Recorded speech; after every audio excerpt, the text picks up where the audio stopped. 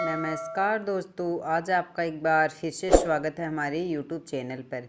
ऐसी ही और जानकारी प्राप्त करने के लिए हमारे चैनल को सब्सक्राइब करते रहिएगा। कार्तिक मास में ज़रूर करें ये 3 काम। तुलसी में चढ़ा दे बस ये एक चीज़, फिर देखे चमत्कार। कार्तिक स्नान कब है 2024। कार्तिक मास के जरूरी नियम। दीपदान कब और कहाँ करें। कार्तिक मास में किए गए स्नान दान व्रत का फल कई गुना होकर प्राप्त होता है।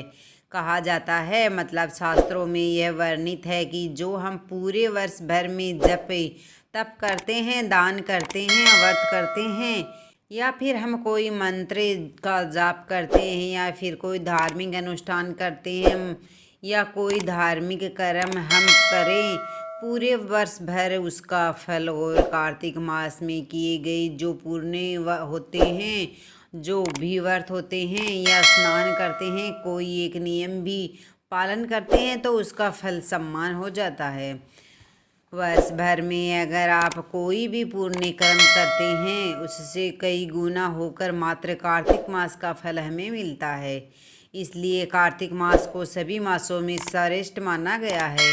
भगवान श्री हरि विष्णु का प्रिय है, इसलिए इस महीने में स्नान दान व्रत दीप दान का बहुत अधिक महत्व माना जाता है। कार्तिक मास का स्नान व्रत कब से प्रारंभ होगा और कब समाप्त होगा। कार्तिक मास का अगर आप स्नान करते हैं, व्रत धारण करते हैं तो नियम क्या होते हैं, और इसके अलावा जो बहुत सारे आप लोगों के प्रश्न होते हैं कि अगर हम स्नान करते हैं तो किन बातों का ध्यान रखना चाहिए, कब हमें स्नान करना चाहिए, कब हमें पूजा करनी चाहिए, कितने बजे से कितने बजे तक स्नान पूजा हो जाना चाहिए। अगला जो आपका प्रश्न होता है, सूर्य को जल कब चढ़ाना चाहिए, दीपदान कब करें, कहाँ करें, तुलसी की पूजा किस प्रकार से करें और तुलसी की पूजा कब करें, सुबह या फिर शाम। सारी जानकारी आपको कार्तिक मास के व्रत स्नान से संबंधित आज की वीडियो में मैं आपसे शेयर करने वाली हूँ। इसके अलावा जैसे ही अगर आप कार्तिक मास का स्नान या व्रत नहीं भी कर पाते हैं तो भी कुछ नियम ऐसे हैं जिनका पालन करने से आपको कार्तिक स्नान का, कार्तिक मास का लाभ मिल सकता है। मतलब ज़रूरी नहीं आप व्रत धारण करें, यह भी ज़रूरी नहीं कि आप स्नान करें। इसके अलावा भी या और बहुत सारे नियम हैं जिनका पालन करके कार्तिक मास का आप लाभ ले सकते हैं। कार्तिक स्नान 2 तरह से किया जाता है। कई ऐसे भक्त हैं जो कि आश्विन मास में शुक्ल पक्ष की एकादशी पापाकुंज एकादशी से कार्तिक स्नान प्रारंभ करते हैं, और कई भक्त अश्विन मास की पूर्णिमा से यानी कि शरद पूर्णिमा से स्नान प्रारंभ करते हैं। तो विशेषकर जो कार्तिक मास का स्नान होता है आश्विन मास की पूर्णिमा से ही है। शरद पूर्णिमा से ही प्रारंभ करना चाहिए या किया जाता है, और शरद पूर्णिमा की तिथि प्रारंभ हो जाएगी 16 अक्टूबर को रात्रि में 8:04 पर, और पूर्णिमा की तिथि का समापन होगा 17 अक्टूबर को शाम 4:56 पर। तो वैसे तो शरद पूर्णिमा मनाई जा रही है 16 अक्टूबर को, क्योंकि रात्रि का महत्व होता है पूर्णिमा में। लेकिन जो भक्त कार्तिक मास का स्नान करते हैं वह सूर्योदय कालीन तिथि से अपने स्नान का प्रारंभ करते हैं। तो सूर्योदय कालीन पूर्णिमा हमें प्राप्त हो रही है तो 17 अक्टूबर 2024 को गुरुवार के दिन। तो 17 अक्टूबर से कार्तिक स्नान का आरंभ होगा। शरद पूर्णिमा से कार्तिक पूर्णिमा तक स्नान किया जाता है, और कार्तिक मास की पूर्णिमा होगी 15 नवंबर 2024 को। तो ऐसे में कार्तिक स्नान का जो प्रारंभ है 17 अक्टूबर को है और समापन होगा 15 नवंबर 2024 को। बहुत से भक्त कहते हैं कि क्या हम प्रतिपदा तिथि से कार्तिक मास का स्नान प्रारंभ करें। नहीं, ऐसा नहीं करना चाहिए। कार्तिक मास का स्नान आपको, अगर आप पूरे महीने का स्नान का नियम ले रहे हैं तो कार्तिक मास का स्नान आपको पूर्णिमा से ही प्रारंभ करना है। ब्रह्मा मुहूर्त में उठकर आप स्नान का संकल्प ले, और संकल्प के साथ आप कार्तिक मास का स्नान प्रारंभ करें। अब बात करते हैं कि कार्तिक मास के स्नान में नियम क्या होते हैं, किन नियमों का पालन किया जाता है अगर हम स्नान करना चाहें तो। देखिए, अगर आप कार्तिक मास का स्नान करना चाहते हैं तो आपको सुबह जल्दी उठना पड़ता है। तारों की छाँव में स्नान करने का विधान हमारे शास्त्र में बताया गया है। जब आकाश में तारे दिखाई दे रहे हो, रात्रि के उस पहर में हम स्नान करते हैं। ठीक ब्रह्मा मुहूर्त में स्नान किया जाता है। अब ब्रह्मा मुहूर्त का समय क्या होता है, क्योंकि कई भक्तों के प्रश्न आएंगे कि कितने बजे से कितने बजे तक हम स्नान कर सकते हैं, पूजा कर सकते हैं। देखिए, सूर्योदय से मतलब सूर्य निकलने से 1.5 घंटे पहले तक का समय ब्रह्मा मुहूर्त कहा जाता है। तो जैसे ही अभी 6:30 बजे हैं, 6:30 बजे पर सूर्योदय काल का समय सूर्योदय काल का समय है। तो इसके अनुसार 5 बजे तक हमारा स्नान, कार्तिक मास का स्नान हो जाना चाहिए। मतलब 5 बजे से पहले आपका स्नान हो जाए, इस बात का ध्यान रखिए। 5 बजे से आगे समय नहीं होना चाहिए। तो कार्तिक मास के स्नान का जो समय होगा वह है 4 बजे से 5 बजे के बीच में होगा। तो इसके लिए आपको जल्दी उठना पड़ेगा। 4 बजे से पहले उठना पड़ेगा या फिर 4 बजे तक तो उठ ही जाना होगा। इसके बाद आप जैसे अपने घर में झाड़ू लगाएंगे, नित्य कर्मों से निवृत्त होकर और स्नान कर लेंगे। सुबह उठकर बहुत ज़्यादा साफ सफाई नहीं करना है आपको, लेकिन बासी घर में पूजा नहीं होती है, इसलिए झाड़ू ज़रूर लगाना चाहिए। इसके बाद आप स्नान कर लीजिएगा।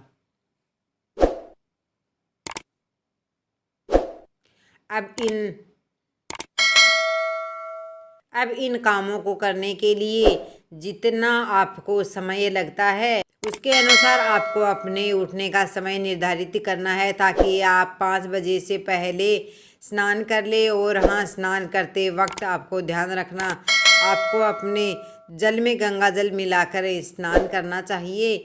मतलब सबसे पहले पात्र में गंगा जल डाल दीजिए, फिर जल से भर दीजिए, फिर आप स्नान कीजिए।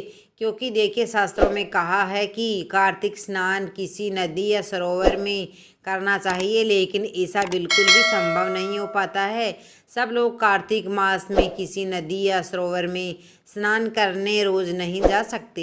हाँ, इतना ज़रूर करना चाहिए कि पूरे महीने में जब भी आपको मौका मिले, कोई भी शुभ तिथि है तो उस दिन जाकर अपने घर के आसपास कोई नदी है तो वहाँ जाकर स्नान कर लीजिए। लेकिन प्रतिदिन स्नान करते समय गंगा जल अपने जल में मिलाकर स्नान कर लीजिए, जिससे भी आपको गंगा जल में स्नान करने का पुण्य फल प्राप्त होता है। स्नान करने के बाद साफ सुथरे वस्त्र धारण कर लीजिए। इसके बाद भगवान श्री हरि विष्णु की पूजा करनी चाहिए, तुलसी की पूजा करनी चाहिए, सूर्य देव को जल चढ़ाना चाहिए। ये 3 काम प्रतिदिन नियमित पूर्वक करने चाहिए अगर आप कार्तिक मास का स्नान कर रहे हैं। तो अब जैसे कि कई भक्त के प्रश्न आते हैं कि कितने बजे तक हमारी पूजा पूर्ण हो जानी चाहिए।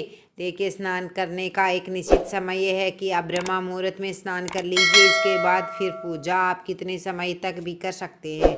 जैसे कि स्नान के बाद आप जब पूजा पर बैठते हैं तो कितने नियम आपने ले रखे हैं, कितनी माला आपको मंत्र जप करना है, कौन सा पाठ आपको करना है, इनमें कितना समय लगेगा, ये पूरी तरह से आपके अपने ऊपर ही निर्भर होता है।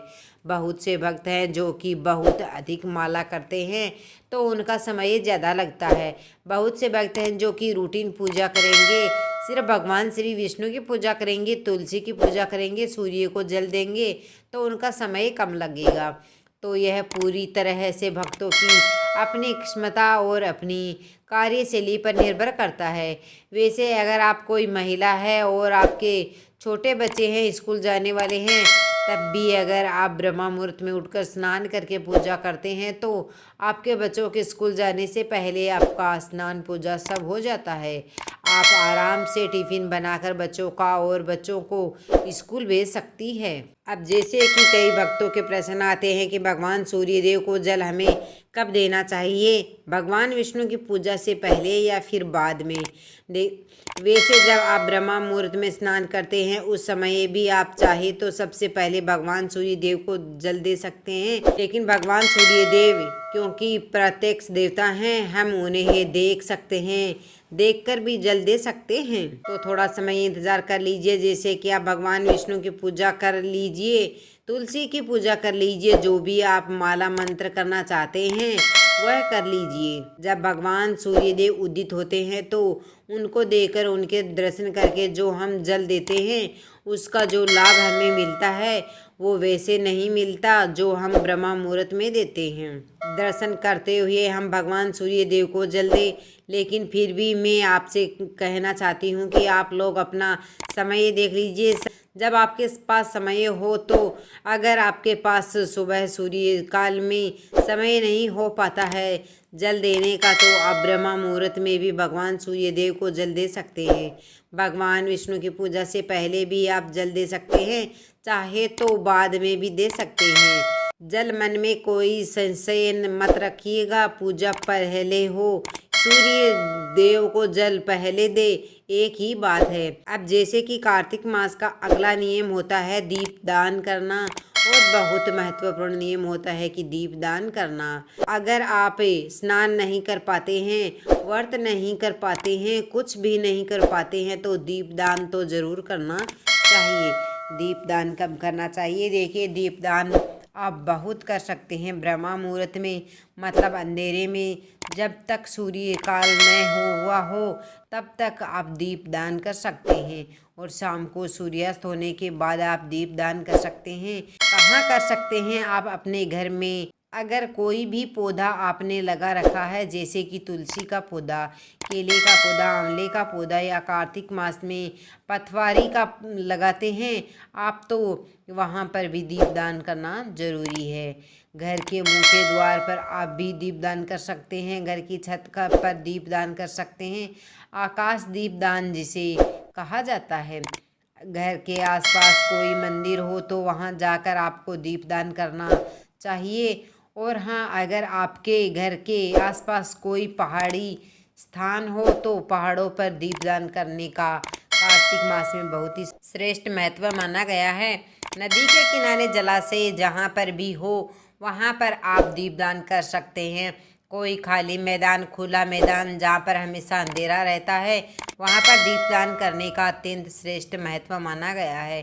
और इसके अलावा जैसे कि अगर आपके घर के आसपास कोई गौशाला है तो आप वहाँ पर भी दीपदान कर सकते हैं।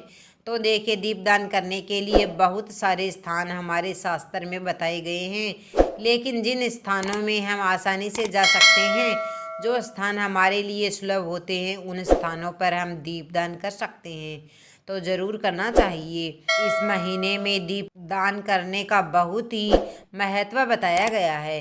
कहा जाता है कि दीपदान करने से आपके जीवन के संघर्ष समाप्त हो जाते हैं। अगर आप बहुत अधिक परेशानी में हैं, परेशानी से बाहर निकलने का रास्ता नहीं मिल रहा है, तो अगर हम दीपदान करते हैं नियमित रूप से तो हमें परेशानी से बाहर निकलने का रास्ता मिल जाता है। भगवान की कृपा से हमें प्राप्त हो जाती है और हम उस परेशानी से बहुत ही जल्द निकल जाते हैं। तो पूरे कार्तिक मास में दीपदान करने का नियम सबको लेना चाहिए। यह बहुत आसान है। अगर आप सुबह स्नान नहीं भी कर पाते तो भी आप दीपदान कर सकते हैं, और जो लोग स्नान करते हैं उन्हें तो दीपदान करना बहुत ही ज़रूरी है। कार्तिक मास का अगला नियम होता है दान करना। अब कोई भी वस्तु का दान करने का नियम आप ले सकते हैं, जिससे कि पूरे महीने में, पूरे कार्तिक मास में प्रतिदिन अगर आप दान करते हैं तो उसका फल अनंत गुना प्राप्त होता है। और दान आप अपनी सुविधा के अनुसार, अपनी सामर्थ्य के अनुसार कर सकते हैं। जैसे कि अगर आप प्रतिदिन दान करना चाहते हैं तो कुछ मात्रा में धन का दान कर सकते हैं, वस्त्रों का दान कर सकते हैं, या फिर हर रोज़ आप अन्न का दान कर सकते हैं।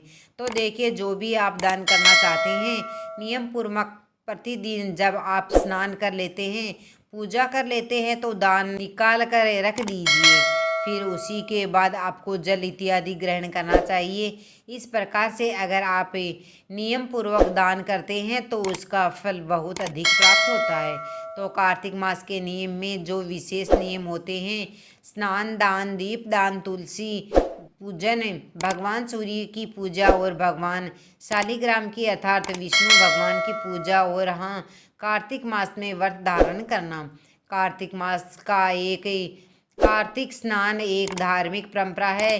जिसे ब्रह्मा मुहूर्त में उठकर स्नान किया जाता है।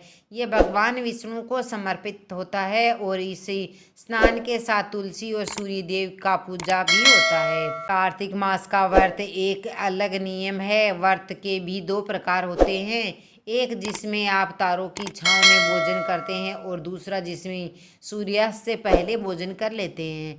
अगर आप व्रत कर रहे हैं तो कार्तिक मास का स्नान करना आपके लिए बहुत आवश्यक होता है। साथ ही व्रत के साथ कई और नियम जुड़े होते हैं, जैसे भूमि पर शयन करना, ब्रह्मचर्य का पालन करना, एक समय भोजन करना और तेल का त्याग करना।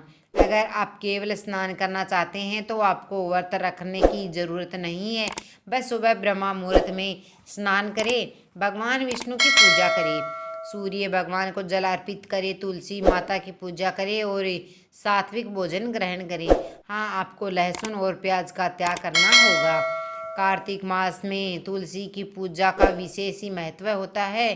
तुलसी की पूजा सुबह है और शाम दोनों समय की जाती है।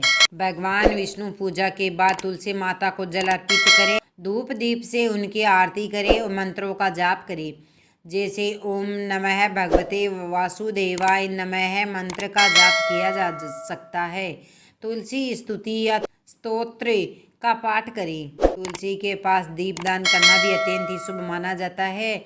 सुबह सूर्योदय से पहले स्नान के बाद तुलसी में जल अर्पित कर और दीप जलाएं।